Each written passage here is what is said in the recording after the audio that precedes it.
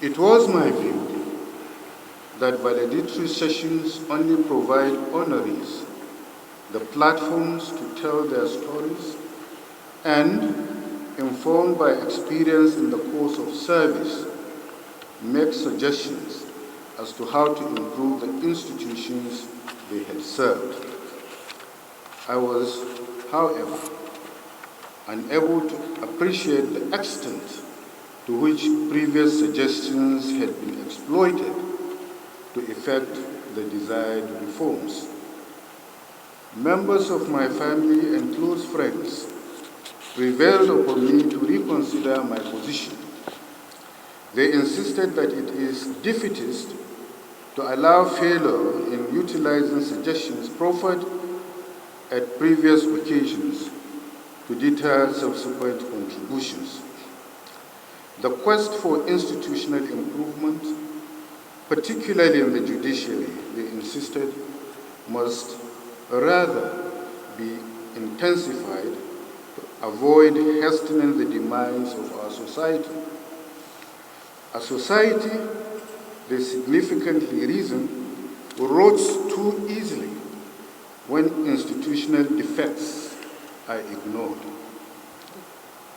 I capitulated, and thus the unfolding events today.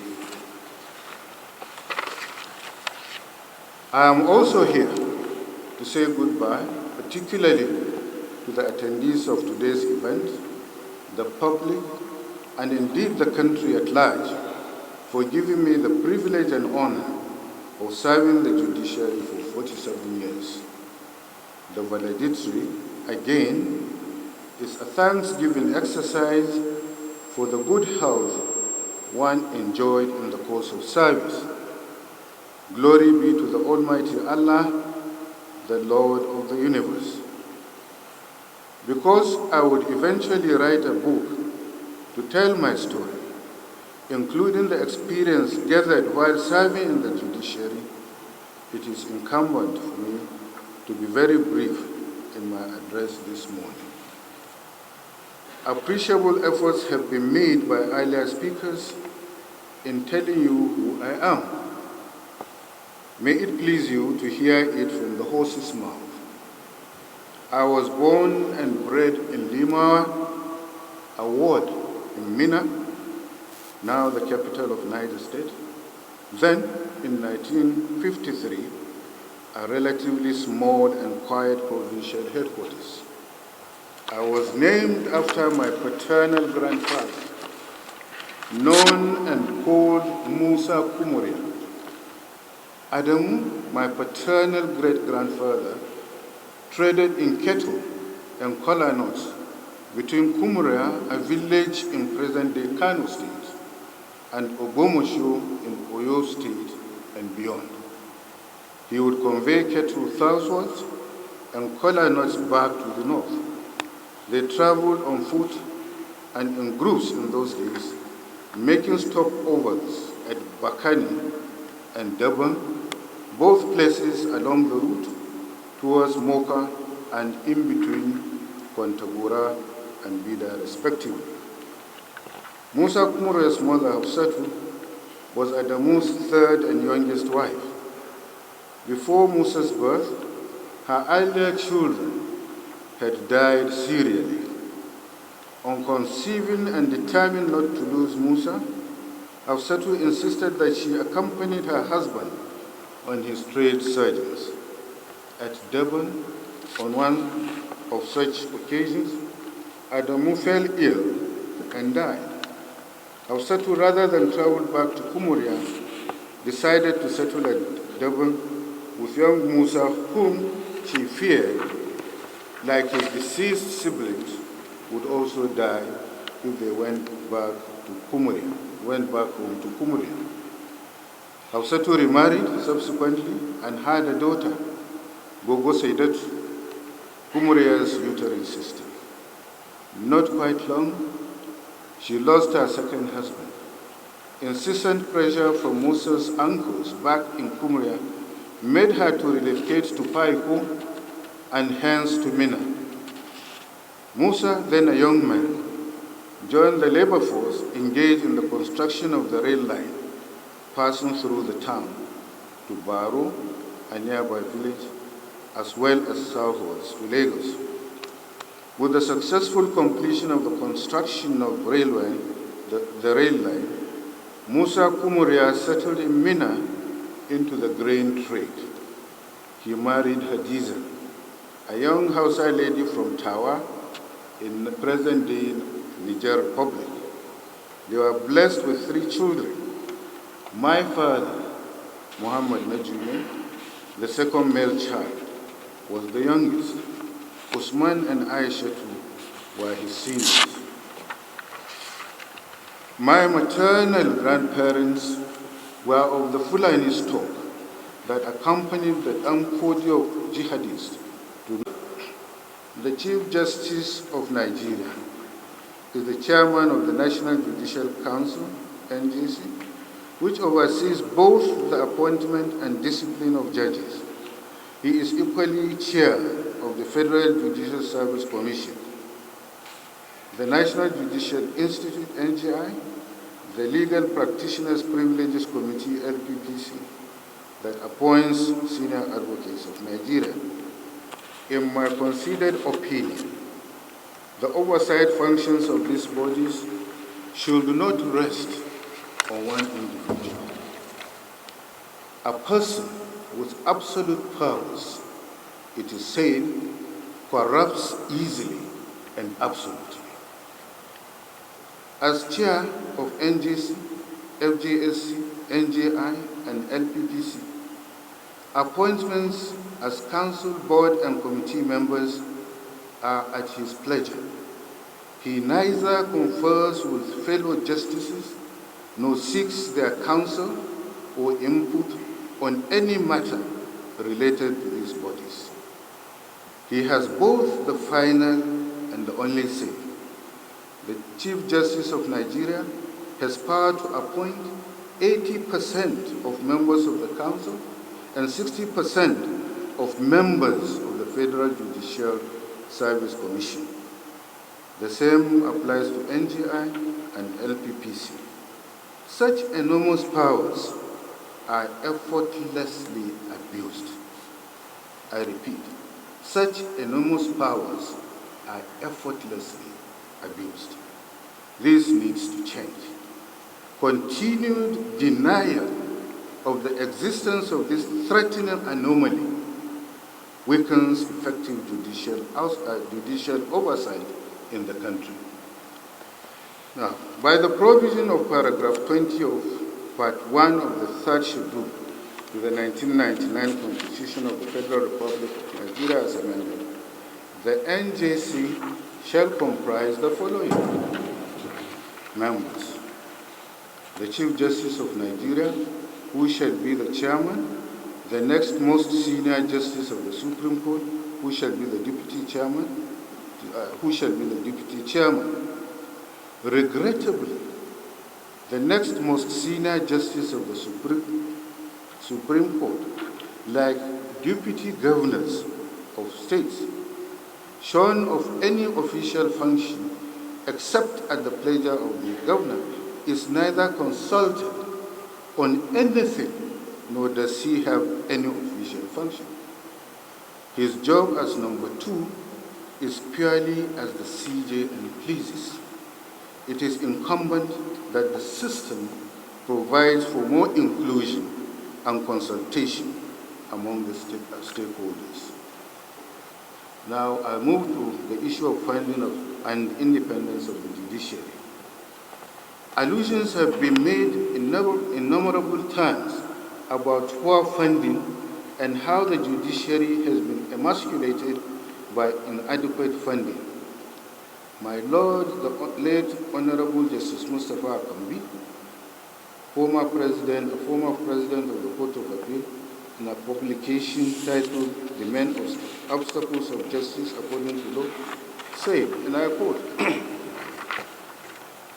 "A good judgment flows from a mind that is not bogged by the thought of, where do I get my next meal? Or where do I get the money to pay my son's school fees? Poor conditions of service disturb the mind. It is an obstacle to clear and positive thinking. Beyond the issue of the salaries of justices remaining static with no graduation for almost 15 years now, it is instructive to inquire what the judiciary also does with its allocations. Who is responsible for the expenditure? An unrelenting searchlight needs to be beamed to unravel how the sums are expended. In 2015, when President Muhammad Buhari became the president, the budgetary allocation to the judiciary was 70 billion naira. In 2018, appropriation bills submitted to the National Assembly, the president allocated 100 billion to the judiciary. The legislature increased it to 110 billion, 10 billion above the 100 billion appropriated for the 2017 fiscal year. At the end of President Buhari's tenure in 2023, judiciary's allocation had increased to 130 billion. 130 billion. This is an increase from 70 billion to 130 billion in 8 years. The present government has allocated an additional sum of 35 billion naira to the judiciary for the current financial year, making the amount of money accessible by the judiciary to 165 billion naira. If one looks at what has been given to the states, each state was given 5 billion to solve its problems brought about by the conditions we are going through because of the fuel thing. If you look at what is given to the judiciary, and yet we are still saying that the judiciary is being emasculated, I think there is something wrong somewhere.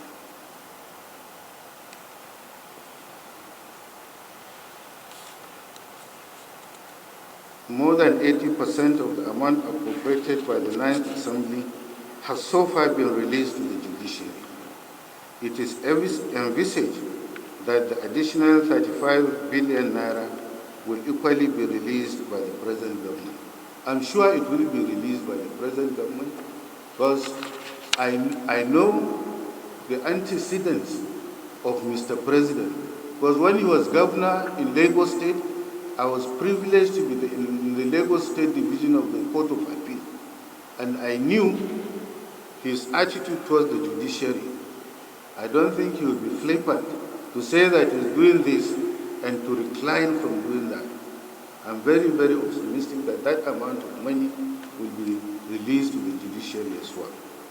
Now, notwithstanding the phenomenal increases in the sums appropriated and released to the judiciary, justices and officers' welfare and the quality of service of the judiciary that the judiciary render have continued to decline.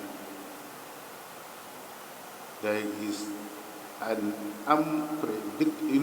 terrible decline in the services and the welfare of justices and officers of the institution. I should know, and I know, and I'm saying it as I know them. It may interest one to know that, and this is another ridiculous thing, that the Chief Registrar of the Supreme Court earns more than the justices of the court. It's not something of today.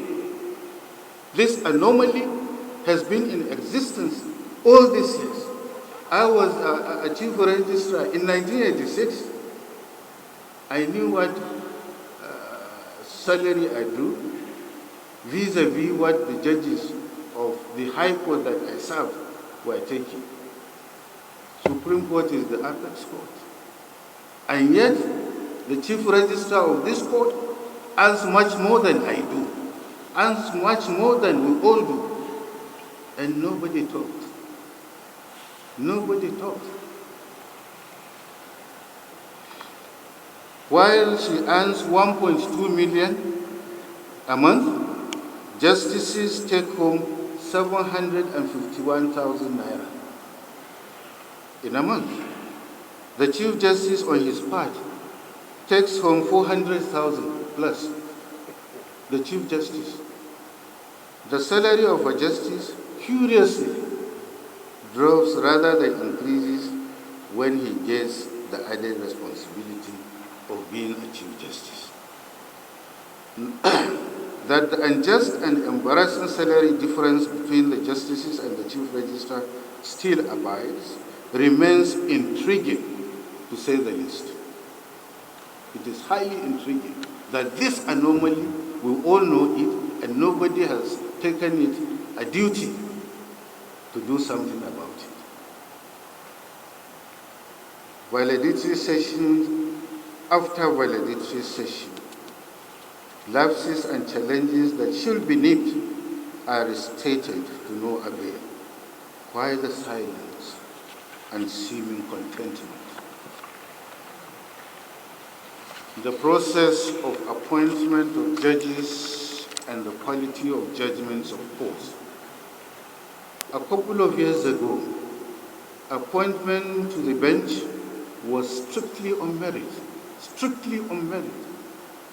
Sound knowledge of the law, integrity, honor, and hard work distinguished those who were elevated. Lobbying was unheard of. Lobbying to accost justices into their chambers by people who seek to be elevated, that the judges should put in words for them, were unheard of. You will just be sitting, and if those who are given the responsibility of making the elevation find you worthy, you will just get a letter to that effect. You wouldn't have gone to anybody to ask for any favors or recognition. But that is not the case today, unfortunately. I never lobbied, not at any stage of my career, to secure any appointment or elevation. And I challenge anybody to contradict this statement of mine. As much as possible, the most qualified men and women were appointed. That can no longer be said about appointments to the bench these days. The judiciary must be uniquely above board. Appointments should not be polluted by political, selfish, and sectional interest. The place of merit, it must be urged, cannot be overemphasized. Now I will move to public perceptions. What perceptions the public has about the judiciary. Public perceptions of the judiciary have over the years become witheringly scornful and monstrously critical. It has been in the public space that court officials and judges are easily bribed by litigants to obviate delays and or obtain favorable judgments. His Lordship Adolphe Okoji JCA, at the point of exiting, had enthused inter alia as follows. Please, I expressed everywhere by the generality of the public. He is one of us. The person making this observation was one of us. He says, please, I express every day by the generality of the public, begging the judiciary to be just, to be truthful, and to save the country from collapse. My question is whether the judiciary needs to be begged or cajoled. What is it that qualifies any person to bear that exalted name, Honorable Justice? Is it not for him to administer justice without fear or favor? Unfortunately, it has been severely vilified, with the apex court so denigrated and called by a social commentator as a voter gaggle of useless, purchasable judicial bandits.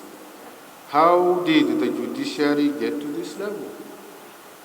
That is the profound question His Lordship was asking as he was exiting.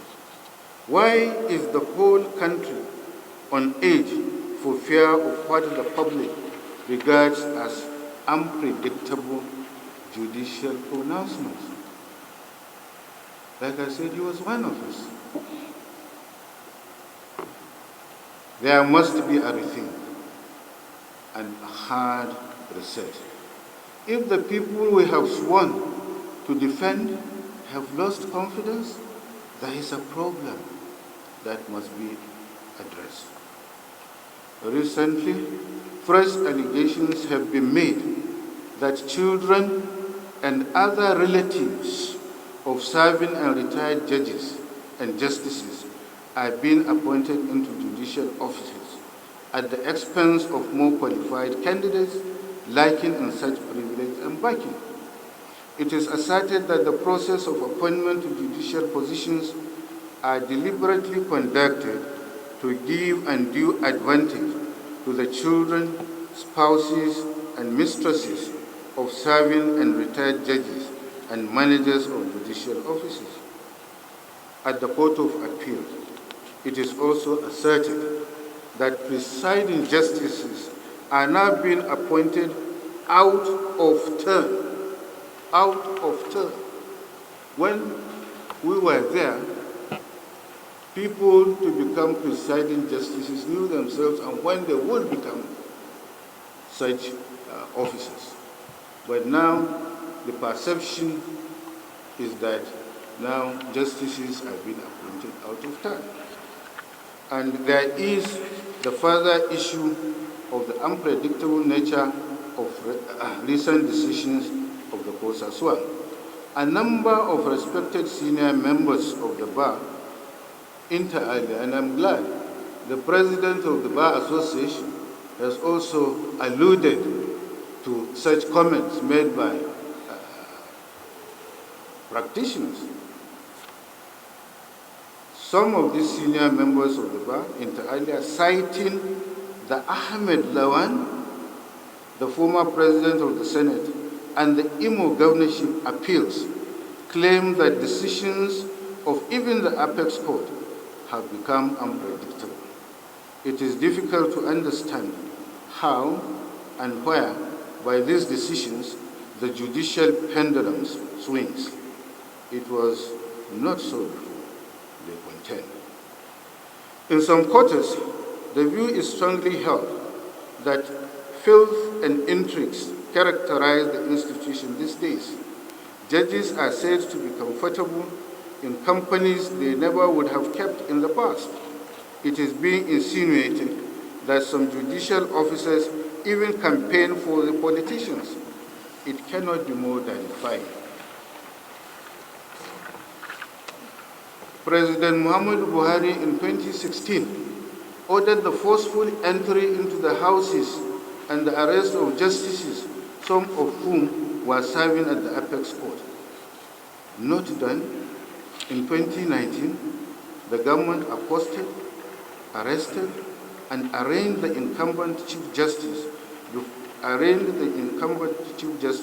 before the Code of Conduct Tribunal for alleged underhand conduct.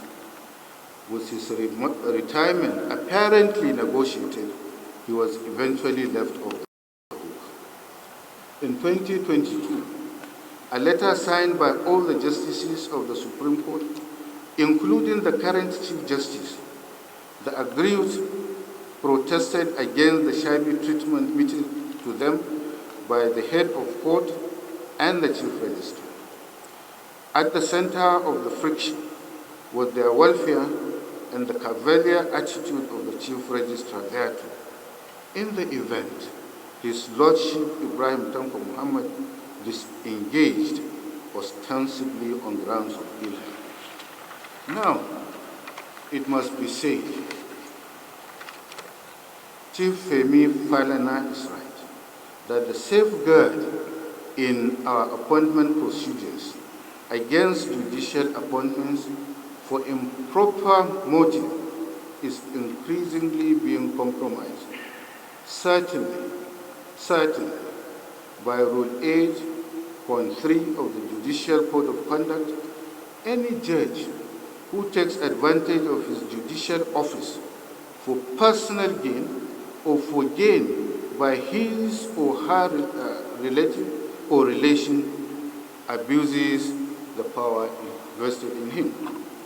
My lords, distinguished invitees, ladies and gentlemen, it is obvious that the judiciary I'm exiting from is far from the one I voluntarily joined and desired to serve and be identified with. The institution has become something else. Then the question is, what do we do?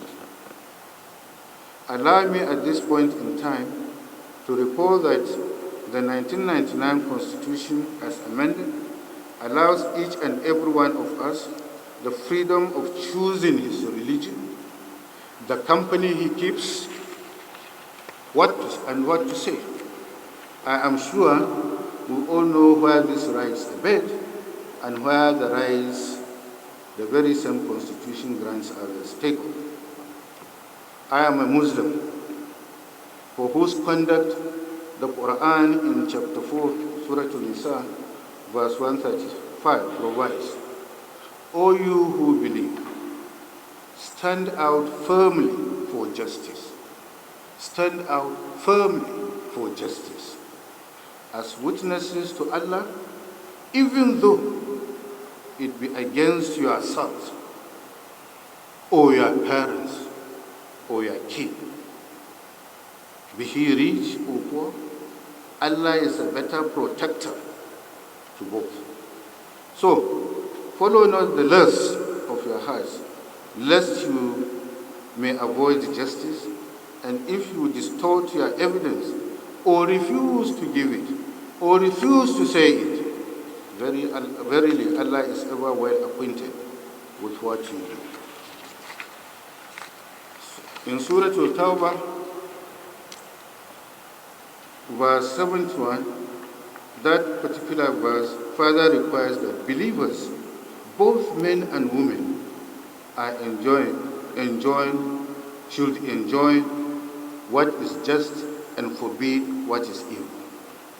And I came across this particular quote, and I read, this is how a society goes down the drain really quickly. First, the society overlooks evil, then it permits evil, then it legalizes evil, then it promotes evil, then it celebrates evil, and then that same society persecutes those that still call evil. Lastly, Adam Grant's words in moments like this are also instructively apposite. And I quote, when you follow a concept, any concept, always consider what would lead you to withdraw your support. If the answer is nothing will make you to withdraw your support, then your integrity is in jeopardy. Your highest loyalty belongs to principles, not concepts. No concept deserves unconditional love, commitment, is earned through character. My contribution towards reforming the judiciary is founded on these foregoing principles. Intrinsic in what I have said today are indices to dampen, nay, eradicate the lapses in the judiciary. The duty to revive the institution remains a collective one. We must persist. It suffices to have, for the purpose of this event this morning, a respite at this point level. Then my conclusions. My gratitude goes first to my Creator for the opportunity, health, and strength of serving through these years. Among those who contributed to the success of my career are, firstly, my maternal grandfather, Muhammad Megari, the Kokondere, my late father, Muhammad Najime, and my mother in that order. I lost the two men not far in between, in 1982 and 1983 respectively. May Allah forgive their lapses